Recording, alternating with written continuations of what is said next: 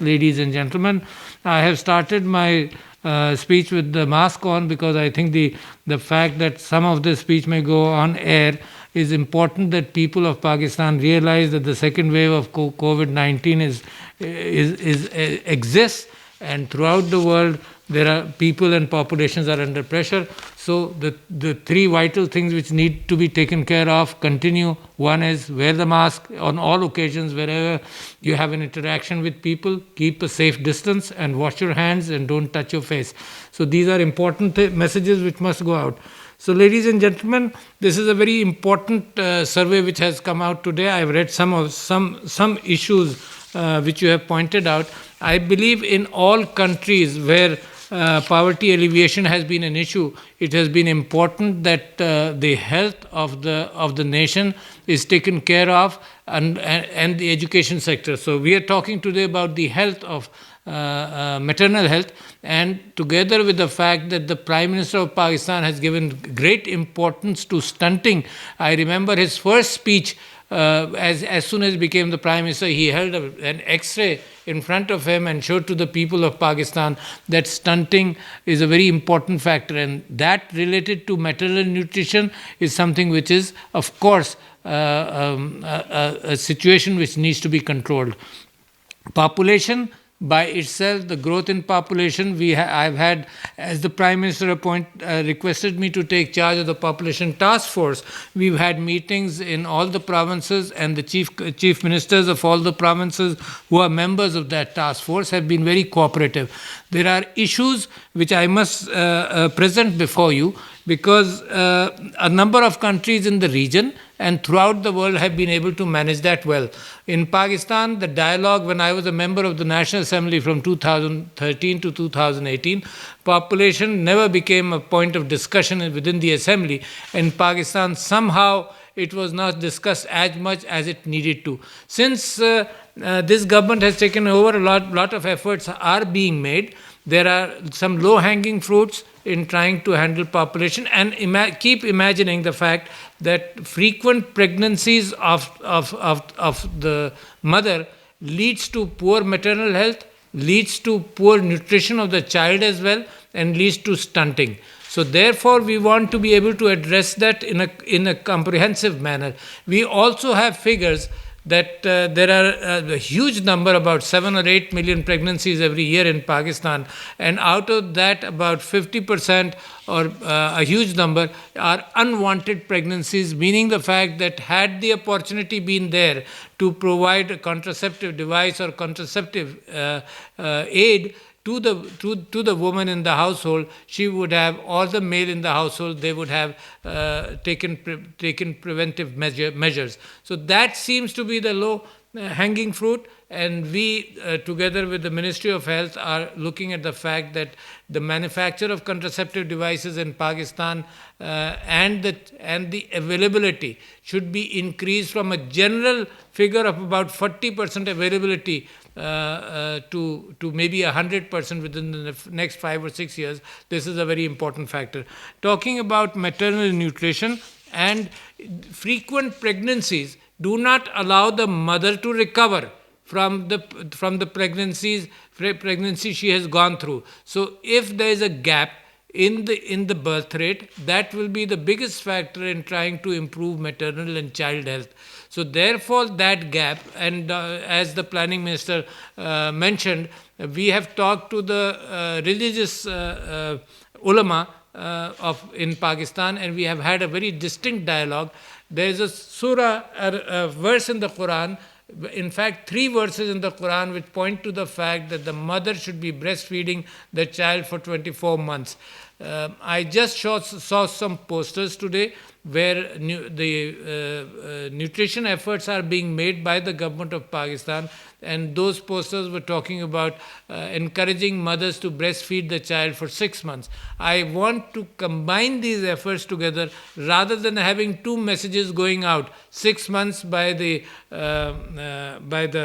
nutrition from the nutrition side of the Ministry of Health, and 24 months from the population management side or population control side of the Ministry of Health. They should be combined into a singular message. So we've talked about that, but I believe very strongly that the program which is being launched very soon talks about the ability of the delivery of nutrition pouches to the mothers throughout Pakistan. I think the access through the lady health visitor or through a ground-based visitor going out in the field is the most important factor of dissemination of information, of all health information, of all cleanliness information. So I think unless it is done in a very comprehensive manner, as the Minister of Planning has pointed out, by good cooperation between all the agencies of the government and all the provinces, it is very important that all the provinces are on board for a comprehensive approach to these issues. Things will not change as much. So what we have done is, we have taken the ulama on board as far as breastfeeding is concerned, and we believe that population planning or a gap in childbirth is probably the easiest part of the messaging which can be picked up by the government and communicated to the people of Pakistan. So as the health improves, as the economy post-COVID starts improving, we'll find some good returns in this sector. At the same time, please keep in mind that there are no figures yet that what is the effect of COVID in population figures, if there are any. I'm glad to note that the maternal mortality ratio has come down to 186 per 100,000 compared to 276 in the last Pakistan Demographic Health Survey of 2006 and 7. Keep in mind also that the financial inclusion of women in Pakistan is also important, because there are intangible effects. Tangible effects can happen with contraceptives and with other things, and increasing the nutrition level of the mothers to child mortality. But intangible effects are also there when in the mainstream of the economy, if women are given good participation. I had a meeting about 2 weeks ago when the governor of the State Bank of Pakistan and the chief of Asas program, special advisor to the Prime Minister, Dr. Sania Nishtar, presented figures regarding financial inclusion of women. You will be surprised to note, and I was shocked, because the governor of State Bank of Pakistan mentioned the fact that the availability of loans far exceeds the demand for loans as far as women are concerned, women entrepreneurs are concerned. The loan figure has been increased to 50 lakhs. Small and medium enterprises, the loans are available through small and medium enterprise banks, and somehow or the other, communication of this to the sector, to the women sector of Pakistan is missing. That is true, and let me mention, not related to today's meeting of course, but let me mention the fact that we are taking a good look at the ability to bring in differently abled people into the mainstream workforce of Pakistan. The international figures are around 12 to 14%. In Pakistan, there is no data yet, and I must congratulate National Institute of Population Studies, because all government planning is done definitely on the data of what is the status today. If there is no data, no planning can be done. So that has happened with differently abled people, because in the census some time ago when it was done, the column as far as classifying differently abled people was missing. So therefore there is no data right now. But I've been promised by the Asas program that they are doing a census of all of Pakistan, and that number will be available by June of 2021. So even in the differently able sector, the communication from the government and from the State Bank of Pakistan and the banks was that the availability of loans is much higher than the people who come forward. So on the side of women, I think it is very important that as as they are involved in the financial progress of Pakistan, their nutrition levels, of course, and their pregnancy frequency will both be handled at the same time. We have seen that the Ehsaas program has dispersed money more to women, and their inclusion in a digital platform. We are encouraging, the government is encouraging. All this is good news and gives an overall good view of the fact that women empowerment is happening at the same time.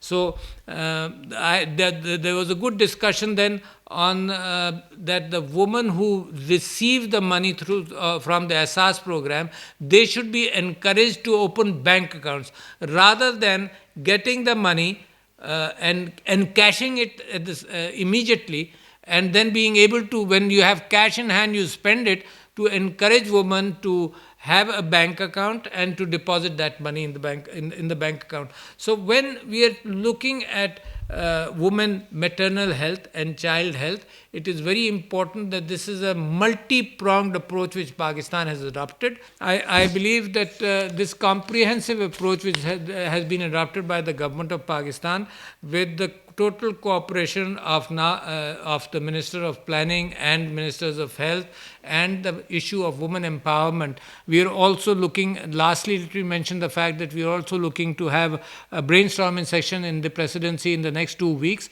when we are talking of empowerment of women, where we will mention all these factors, what is needed. And we have looked at inheritance rights, and we need to propagate the fact that women should not be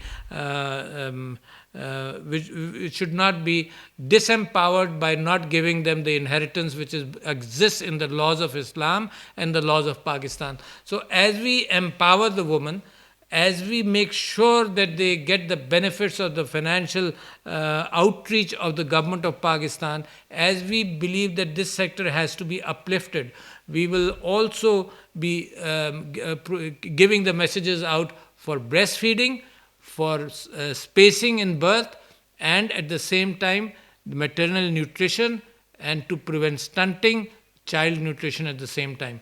Thank you very much, ladies and gentlemen. I am very impressed by the survey which has been done, and a lot of work then on the basis of the survey will help the government of Pakistan into planning and putting forward different schemes to improve the health and the health sector of Pakistan. And that, I believe, is one of the major impacts on poverty alleviation will come through better health of the country. Thank you, ladies and gentlemen.